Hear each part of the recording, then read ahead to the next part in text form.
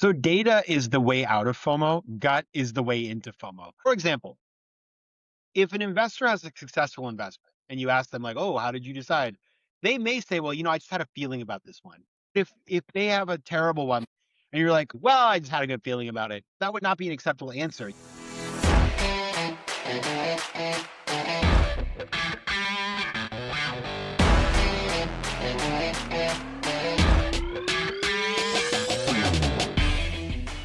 Welcome to not anymore to Born to Unicorn. At this point, we are in 2026. We're changing our name. We are moving forward with a little bit with the topic. Now we're going to be de-risking startups from now on. And what better way to start this new journey with the person that gave a name to risk itself? Patrick McGinnis, the creator of the term FOMO and also the host of the podcast FOMO Sapiens. Patrick, welcome to the Risking Startups. Thanks so much for having me, Juan. It's a pleasure. When you first coined FOMO, what were you really trying to describe? Yeah. So the story is that I was a student at Harvard Business School, and I wrote an article in the student newspaper that was a satirical article. It was in the humor section of the paper, talking about the fact that my classmates and I were very ambitious, that we had a lot of different opportunities, whether it was for work stuff, interviews, social events, travel, you name it. We were living in what I like to call a high opportunity environment.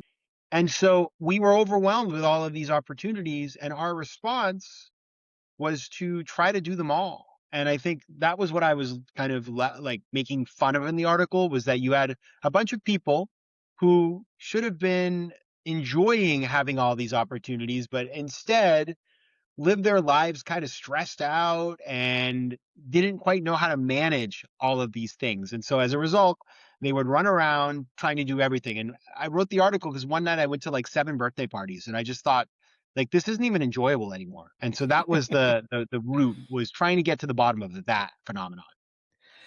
What year was this? 2003 is when I coined the term. 2004 is when I wrote the article. So this was also pre-social media. The only social media was a site called Friendster, which was like a kind of a predecessor to Facebook. And also LinkedIn was launched around that time, though I never used it at that time. That is incredible. 2003, I mean, because now everybody's coining terms, right? Like it's everywhere. But at that point was actually not something not common, right? So why you imagine the term? I mean, why you said, I need to give it a name to this situation? I just remember, I had been in New York City before business school, and I was actually here on 9/11. Lived through that day. And after 9/11, I just thought to myself, wow, life is so short. I've got to take advantage of every opportunity. And that's kind of what I brought when I went to Boston up to Harvard. And I think that's what my classmates also experienced. We were all, in our 20s, living on this campus, having been through 9/11, having been through the implosion of the 2000s tech bubble. And I think a lot of us were pretty traumatized, and we were in escapist mode, but we were also very ambitious. And so we wanted to try to do everything and maximize all of our experiences. And so that was I just noticed this because I'm not that, I grew up in a small town in the state of Maine, like pretty simple life. And I thought, this is really unusual. This is not like something I've seen before. This is something that requires a name. And I just started calling it the fear of missing out. And I shortened it to FOMO because I always made up acronyms my whole life. And then I started using that term with everybody, and it got popular. And then I thought, before I graduated, this is such a funny time. I'm leaving this place. I won't have this FOMO anymore. So why don't I write an article about it so that I don't forget it? I have this, as a memory. And that's where the article came from. It was totally just for fun. And I never expected it would become a thing. And such a big thing, because I got to tell you, I have teenagers in my family. I have 7 kids, and also family back in Argentina. Wow. And all teenagers use FOMO on a daily basis. Have you ever thought it was going to be this big? I didn't think it would be anything. And then when it took what happened was like 10 years after I wrote that article, I got a call from a reporter who said, I'm writing an article about the history of FOMO and I've traced it to you. And I said, why? Yeah. Why do you care? And he said, well, it's in the dictionary. And I didn't know that. And then it was a real shock for me. And I thought, this is interesting. Um, I wonder what, is this worth me spending time on? I kind of felt like it was, but I always would worry, maybe it won't be popular, maybe it'll go away. And so I only have a limited amount of time to make something of this term. This was in Mm. 2014. And then when I remember when the pandemic came and everything shut down, I was like, well, that's the end of FOMO. And people were calling this, like, I remember reading tweets on, like FOMO's dead, blah, blah, blah. Well, FOMO, if you look at Google Trends, it just continues growing and growing and growing. So it's really been amazing. Like many popular terms, slang terms, they come and go, I mean, remember what's up, that whole thing with like the frogs and the Bud Light or whatever? That's gone. FOMO, still here. FOMO is here to stay. Look at this. Yes, look at that shirt. I love that. And so let's get into what it means, what Mm. FOMO means. And I could define myself as a data geek. And I think FOMO grows when information is incomplete. What do you think about that? I agree, and I'll tell you how I define it. I've actually just come up with a new definition that I've not shared with the world yet. So this is like Wow. a world premiere on your Let's podcast. go. I love Let's this. go. So I spent a lot of time over the holidays thinking about, I was using a definition that was like it was too long. I don't know. I wanted a new one. And so it is this. FOMO is a psychological mechanism in which perceived opportunity, often amplified by comparison, influences behavior under uncertainty. Hmm. Okay. Yeah. So we can unpack that, but perceived opportunity. So we think there's an opportunity. It could be good or bad. Like it could be an opportunity to win or it could be an opportunity to avoid pain. Hmm. Um, Largely good though. Amplified by comparison. So like we see other people that may be doing this thing that clues us into that it's good, and it influences our decision making under uncertainty because we don't know if this thing is going to be good or not. And so therefore, that's where our FOMO comes from. It's like it's a dream that is kind of amplified by what we see other people doing. It's interesting. I interviewed like probably like 4 or 5 months ago, Ariel Poller. Probably you know him. He I was do, yeah, of yeah. course. You know that he missed, I think he was it was Uber because he was doing like kite surf in Egypt or something like that. I don't remember the story. But but he was like I don't think I felt like any FOMO in him. He was like, you know, it would be fantastic to invest in this company. I told him to, I was going to get back to them when I get back from vacation. I never did. I lost the opportunity, whatever. But he's probably the only person I know that tell the story in a way that is not painful. Yeah. That is very unique. I mean, we should all be more like that.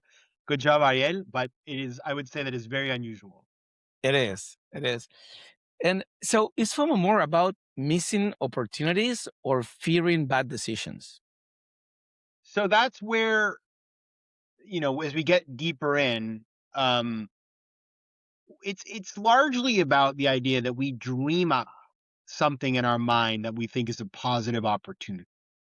And therefore, we don't want to miss out on that thing. And so in a sense, it's about also a bad decision would be not pursuing this thing. But the problem with it in terms of a bad decision is that many things that provoke our FOMO, we can't actually have those things. So you're even the notion that you have a decision in front of you is a little bit, you have the decision to want it or go after it, but you may not get that thing. Like you look at a kid who's growing up in America and thinks they want to play professional soccer, right? That's FOMO. And they can decide to spend time trying to do that, but it's not clear. It's probably, I mean, the reality is it's pretty highly unlikely that they will ever get to do that thing. And so that's where FOMO is such a trick and where it can be so difficult for people is that we can spend a lot of time dreaming about something that is totally unrealistic for us. And the really sad part is when that dream is being fed by what other people are doing. I mean, we have so many people, look at teenagers, right? I mean, they do things because their peers are doing those things. And so that's where the problem comes in because it's like, I have this dream. That dream may or may not even exist in reality because like a lot of things are filtered. That dream may be driven by the fact other people are doing it, and it may not even be possible for me to achieve that dream. That's where FOMO gets a little nasty. Yeah, it's probably not only teenagers. I know a lot of investors and venture capitalists that actually do the same thing, right? Exactly. I mean, people invent in their mind all the money they're going to make or how successful they're going to be, and they commit a ton of resources. And then, like entrepreneurship, like we all know, entrepreneurship is great, but the chances you're going to succeed are probably less than 30%. Okay. And so eh, that's just the nature of the beast. And if you don't remember that and you let your FOMO carry you away, you could end up very disappointed.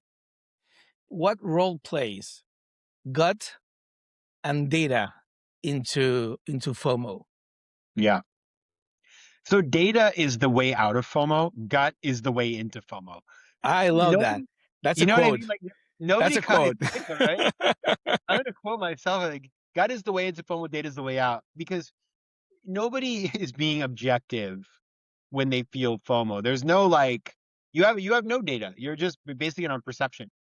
That's why I say like FOMO is a psychological mechanism based on the perception that you have an opportunity. You don't really know. And the job is to then collect the data to figure out whether or not that thing makes sense. Like I see so many entrepreneurs who are like, oh, I really want to start a company to do XYZ. I'm like, that's awesome. Like, tell me how you come up with the plan. Like, what is the data that you're basing that on? Well, I don't know. Like, I really like this thing. Like, just because you like something doesn't, I mean, by the way, liking something is important to be an entrepreneur. If you don't like the problem you're solving and you don't love that problem, then you're not going to want to do that for the next 10 years. So like Yeah. that's important. I don't want to discount that. But that is necessary but not sufficient. Behind that you have to have an intellectual framework based on data that says like why the solution you're proposing makes sense or not. Without cross-checking with data, it's like FOMO is the only option, right? Yeah, I mean like somebody say, it's going to say like they say that, but then like do they actually do that? So somebody says I have a really good gut feeling about this founder. Mhm. Like I'm gonna assume they're gonna make sure this person isn't like a criminal, right? They're gonna make sure that they've been successful in the past. They're gonna make sure that so you may have a good feeling. There's an intuition about people and dynamics and all this stuff and about where an industry is going, right? Because those things you can't know 100%, with 100% surety where things are going to be in the future. There is an element of gut and intuition, of course, but without the data to say like this industry, like this market is large and growing and all this sort of stuff, like how can your intuition work?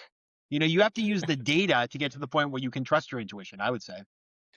So basically, you're saying is intuition needs evidence, right? Yeah. For me, it does. Like, and I'm a very intuitive person. I follow my gut all the time. But I would say I don't I always want to make sure I've informed my gut with some data so that my gut can make better decisions. Hmm, fantastic. Yeah, that's Yeah. really interesting. Yeah. Wow, I like that. I never thought about. Wow, we're just having a lot of fresh thoughts today, you and me. Right? That's the point. I also think it's a little bit of a BS thing. Like, for example, if an investor has a successful investment and you ask them, like, oh, how did you decide? They may say, well, I just had a feeling about this one. And like nobody's gonna say, oh, you're an idiot. But if they have a terrible one, like if they have a Theranos, right, with like Elizabeth Holmes kind of failure, and you're like, oh, like why did you invest in that company? Well, I just had a good feeling about her. you'd be like, you wouldn't want that. That would not be an acceptable answer. You would need to hear from them. Well, we did a bunch of data and research and we looked at the industry really hard and her solution was amazing. She misled us, but like we had strong conviction on this space. If they just simply said to you like, well, we just thought she was interesting, like that would not, nobody would want to invest in that person's fund again. So I think there's a little bit of a it's a little bit of a positioning by people uh that makes them seem like a little bit mystical, maybe, that is not realistic. Yeah, and what I like about that is what you're saying is totally true. Normally, for some reason, media and people and podcasts, they normally talk about the success stories, right? So basically, every investor is probably investing is like they have a conversion rate of 10%. So basically, they are mostly, and in several cases, they actually mention like, it's just a rate. I mean, do whatever you want, and you will get 10% of conversion, right? All the rest are failures, probably. But nobody say, as you just mentioned, I never thought about that before. Nobody said it like all the 90% that I failed while I was investing is because it was because of my guts, or it's because I haven't used data, right? Yes. If they did, nobody would take them serious. It's kind of like with anti-portfolio too, when people are like, well, I missed out on this one or that one. They're not, nobody says like, well, we did a bunch of data and we thought it was a really amazing space and we just didn't do it. I mean, they'd be like, oh, like I didn't like the guy, that kind of thing, right? Yes, correct. Um, why do investors regret deals they did more than the ones they missed?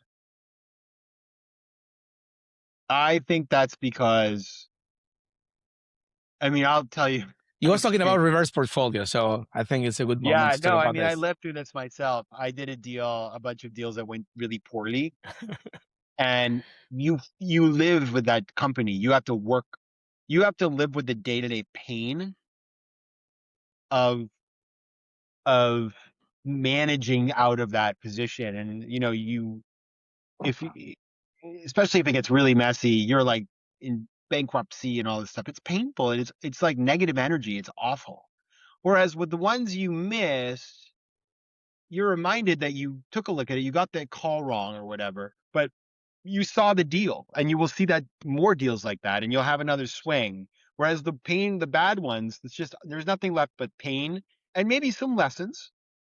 Um, but it really is much worse, I think, to have to deal with that pain. And I guess also because then other people look at you and like, oh, you just really made a bad decision and you also screwed up managing the deal and that never feels good.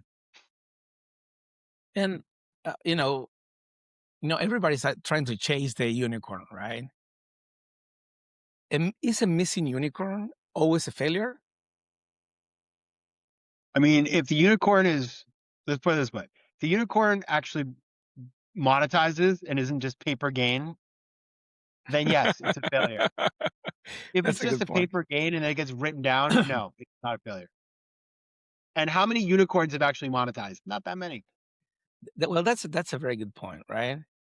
I think, and I think at some point everybody tries to play the game, and nobody stops and think like several variables that you already mentioned. If the companies are making money, if I'm making a decision on investment based on something real or just following other people, if it is FOMO. So all these things are real variables, but I don't think I hear people, and investors and and entrepreneurs talk about this like enough. No, I think people get,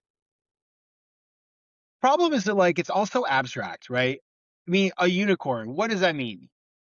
I mean, it means that some person put a valuation on it. Okay, great.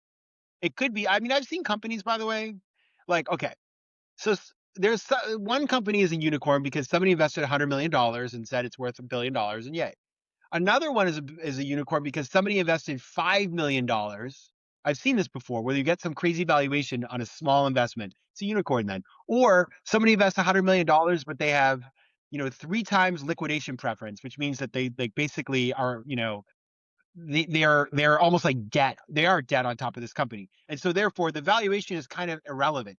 Yet people call it a unicorn. And then so like there's companies that are unicorns that raised money 5 years ago that never raised another dime, and we don't even know how they're doing, right? And so it's a very crappy metric. It really is. Like it's kind of like when we talk about billionaires, like this is a billionaire, that's a billion. Like who cares? Like it means nothing. It's like it's very much a trap that people fall into of a metric that is a total vanity metric. Actually, something that we were talking with several people I interviewed before is that even there's a lot of founders that follows the playbook, right? And they get a unicorn, and when they sell the company, they actually leave the company without anything, like because of clauses in the contracts or valuations that went down and Um, preferences. So at some point, you can run out of. So invested 10 years of your life in a company, it looks successful, had a lot of clients, and you go home poor, literally. I've seen that so many times. A founder who has all the accolades, the LinkedIn posts, glory, all the things, and you kind of like they raised a big round, and then at a high valuation, and then the market turns, and the founder.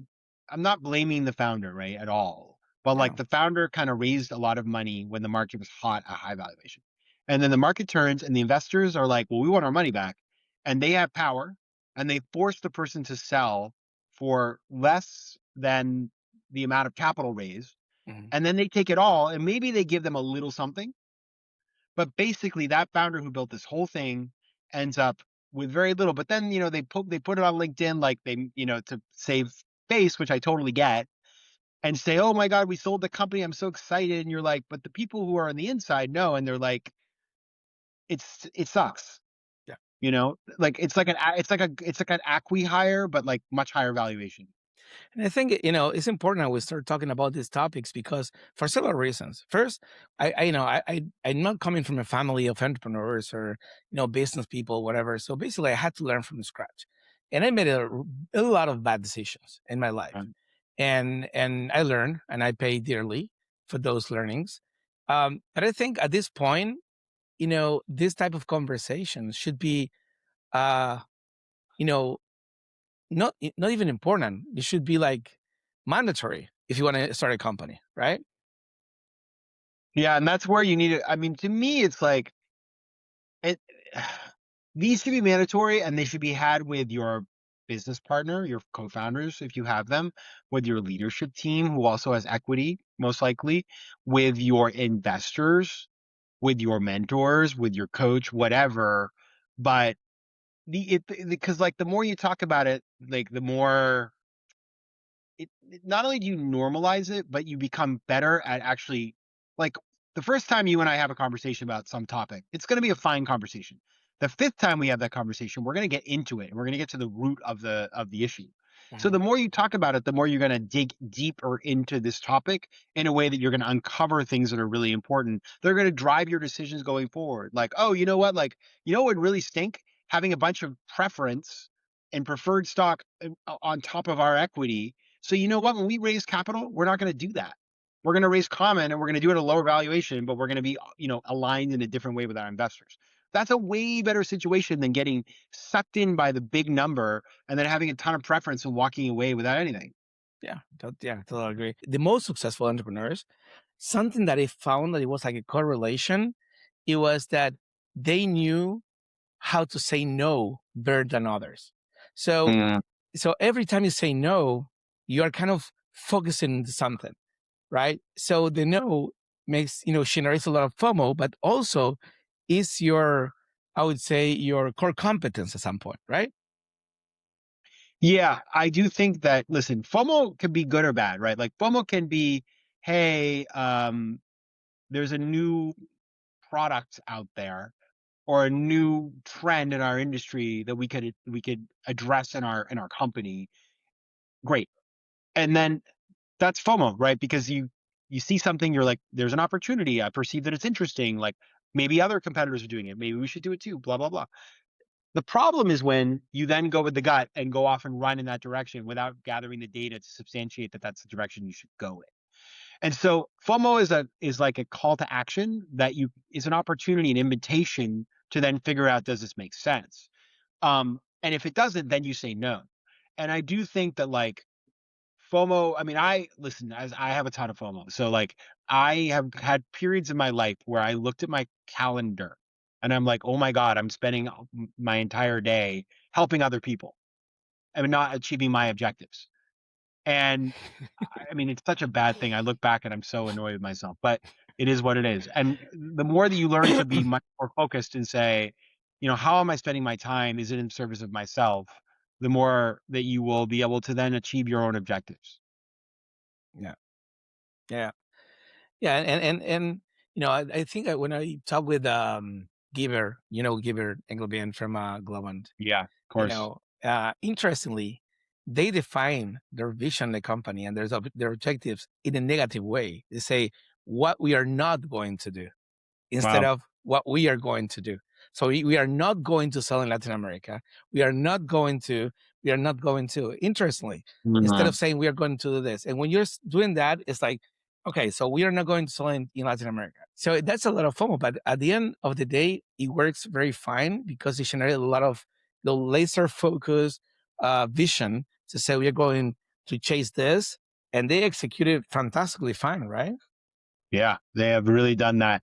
I did not know that about them. That's super interesting. I think that's a good way to think about it. It's not my style because I'm like a much more like I need the positive side, but I do think knowing I have this thing that I do with I list down the behaviors that will limit me. So what I'm not going to do in terms of behavior, like I'm not going to stop trying when I get bored is a great example.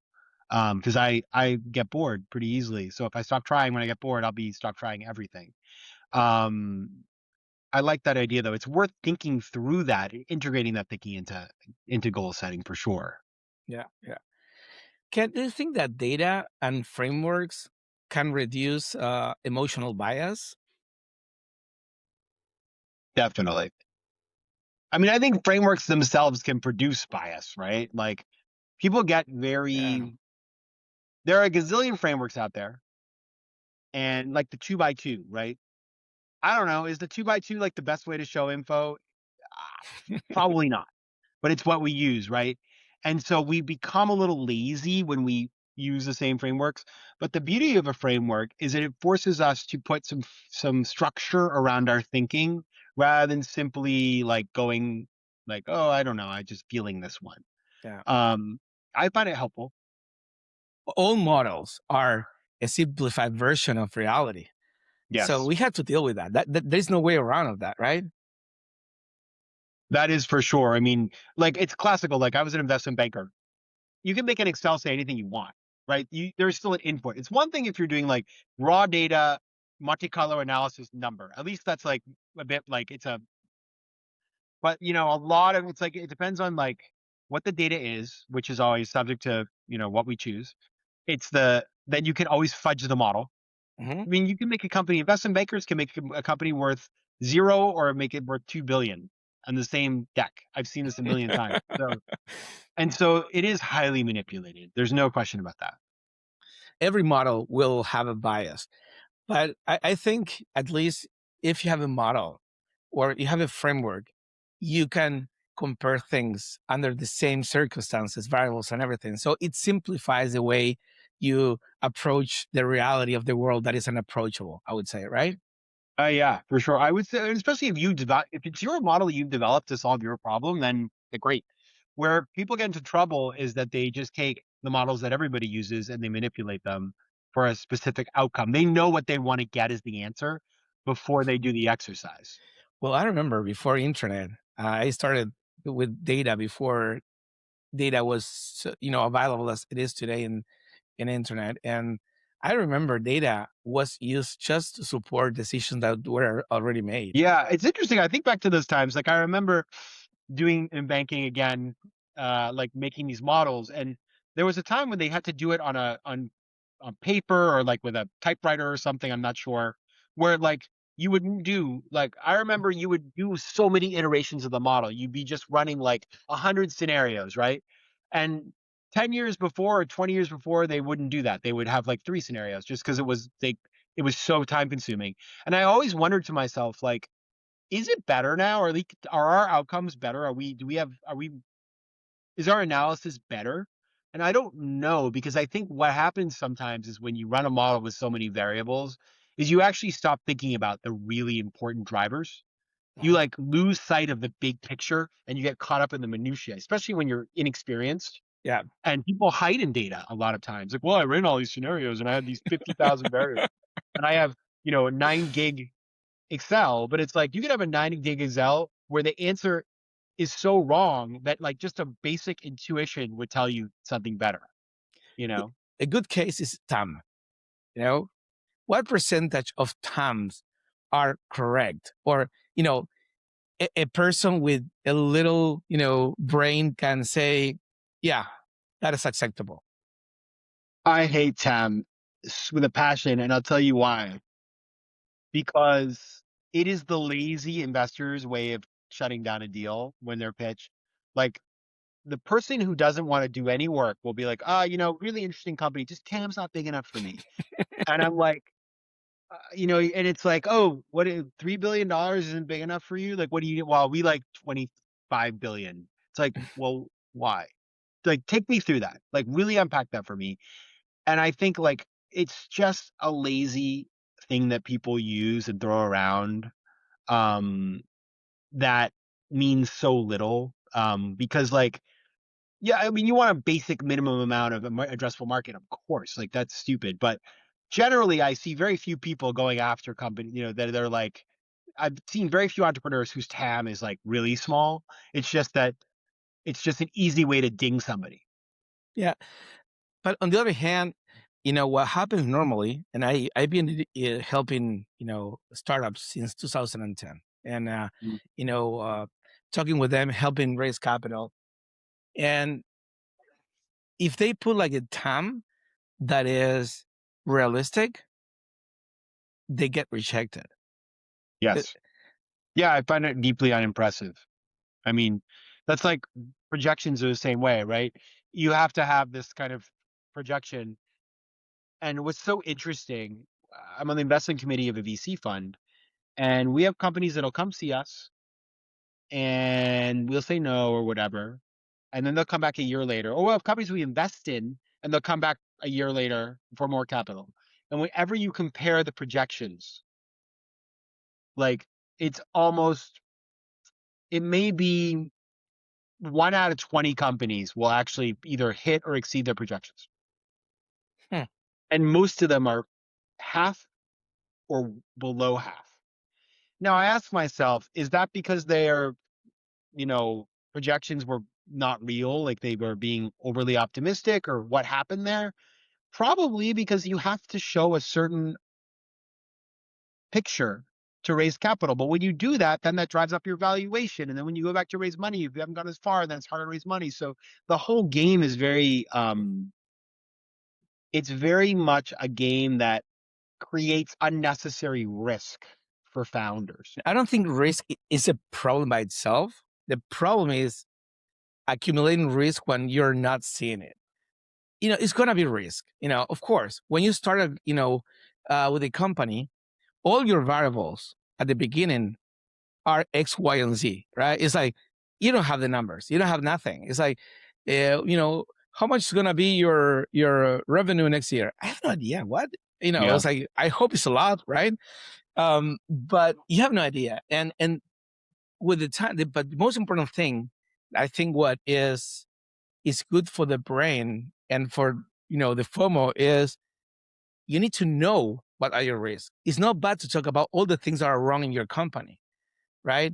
And you have to find a balance between if you're an entrepreneur at the beginning, you need to be optimistic. Otherwise, you don't jump into the crazy idea of building something from scratch, right? And one of the normal behaviors is trying to avoid thinking about risk, Yeah. right? So every decision you make, you're making those decisions over optimism, and at some point, I think you will face FOMO, right? You will. I think that's true. And I think the FOMO comes in when you're trying to you're trying to sell the dream Mhm. of what this company could be. Mhm. And so you don't want to shortchange the idea. You don't want to say, "Wow, this is a great company. We could do $100 million in 5 years." When, maybe there's a scenario you would do $500 million in 5 years, right? Great. But the problem with that, and the system wants that from you. The investors want that from you. Everybody wants that from you to get the best employee, to get employees. You have to sell the dream to get people involved and excited to use your product, right? Mhm. So there is this hype machine that you have to kind of partake in. But on the flip side, if you go way out there and you don't get anywhere close to these objectives when you're actually operating the business, then you're going to lose a lot of those people. Mhm. Yep. So it's a really hard one. I mean, I think that's why it's so binary, right? Because if you had a bunch of people putting out practical, like realistic projections, you probably have a lot less companies that would go out of business because they'd made less capital and their investors would have different expectations for them, and so on and so forth. Look, today I was doing some analysis on data from Rocketbit. From 2025, companies, more quantity of exit were from companies with one founder. Okay, that per rate is like one third, one half or one third, something around that. Companies with two founders, which is something that most people know, right? So in quantity, there are more solo founders, and for that reason, there are more companies with solo founders, so more quantity of exits. But in percentage, if companies have more than one founder, or if they have, a mentor or advisory board, in that case, the rate increases substantially. So that's something that data can tell you and say, look, if you're starting a new company, most founders normally start by themselves. That's not a problem. The problem is, so you're just seeing that that two founders have less risk. Yeah. But it's not because they are two founders. It's because, the decisions they make, they have nobody to say you're right or you're wrong. So that's kind of like data providing a structure to Yeah. decrease the level of risk, right? And the FOMO. Yeah. I like that. I mean, I think it's a really good point. And sometimes people look at these and they only stop at the first level and they're like, we only invest in second time founders, or we only invest in teams, or, where there's a technical co-founder or whatever. And that maybe, I mean, that's an easy way to filter, Yeah. but it's like, why? I mean, let's get to the why behind that. And then where's the remediation point? Because some investors will take the time, some won't. But like, if you actually want to do the job of venture capital, it's not just, it's not just I'm investing in this guy because I think he needs, or lady because I think he needs no help. It's like, no, I believe in this person, but like these are the areas where we need to like give them support to take them from here to there. These are the real numbers. So number of exits in 2025 globally with one founder, 2,417 Uh-huh. from a total companies, active companies of 466,000. Mm. But with Wow, two, that's small percentage. yeah, Holy. yes. So it's 0.0052. Okay. If you go to the number of exits with two founders, is 1,191 over 114,000. Mm. So it's a lot of difference. So the exit rate is way higher. You know what's crazy though, is that if you think about the venture capital cycle as like 8 years, it should be that every year 12.5% are having exits, and they're not. The percentage of VCs that deliver the promise to their investors is something like 2.5%. Yeah, I believe it. And for some reason, they just keep on raising more capital. It's so silly. I mean, what they say is like, oh, our portfolio is terrible, but AI, and then everybody invests with them. I think that's changing. I think the little guys are, it's becoming like consolidated in a weird way, but you're right. I think that's very interesting. I'd need to see like the breakdown on that, but it certainly seems to me that based on what, just like all the companies that got a crazy amount of money in the last wave that haven't been exited, like what's the story there, you know? But I love that you changed the definition of FOMO because you are giving like a lot of, importance on data. Yeah, that's right. I mean, I think, listen, there's another whole topic, which is FOBBO, fear of the better option, which is I invented in the same article, and that has to do with analysis paralysis and the idea that like we have a set of options in front of us. They're all totally acceptable. We keep hoping to find the riskless option and keep looking. Mhm. And there you have, if somebody does too much, it's interesting.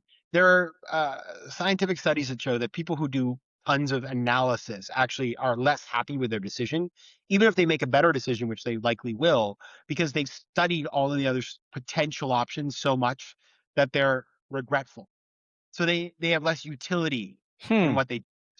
I like that. So So there's, it has to be like a balance. That's what you say, right? yes, I think so. I mean, big data and all data is great, right? Data is critical, but you could spend a lot of time doing analysis and never decide anything, and that's not good either because decisions are like doors. You walk through a door and there's more doors in your future. You can take a decision, there's more decisions in your future.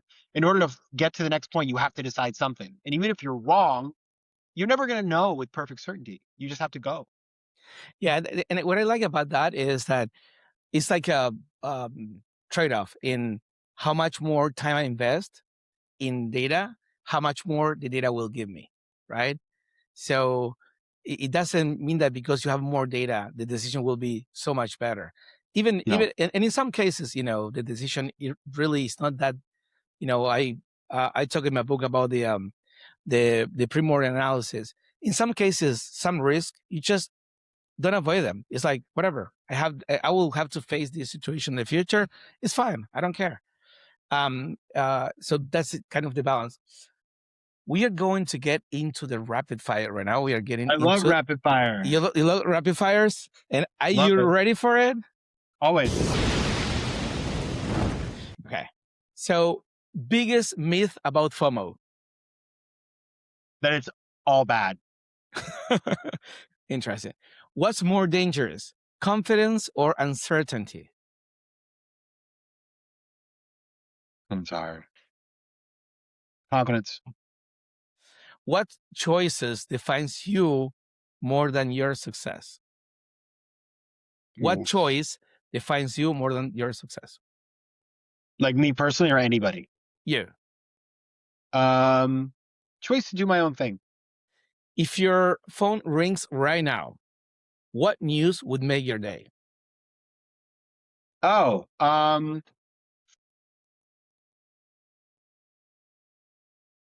that's a good question. I kill you with this one. That I'm getting booked on Diary of a CEO. I love this show too. Your show. Thank you very much.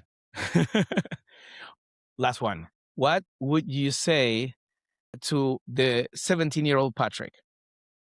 Oh, lean into your strengths and don't worry as much about compensating for the things you're not that good at.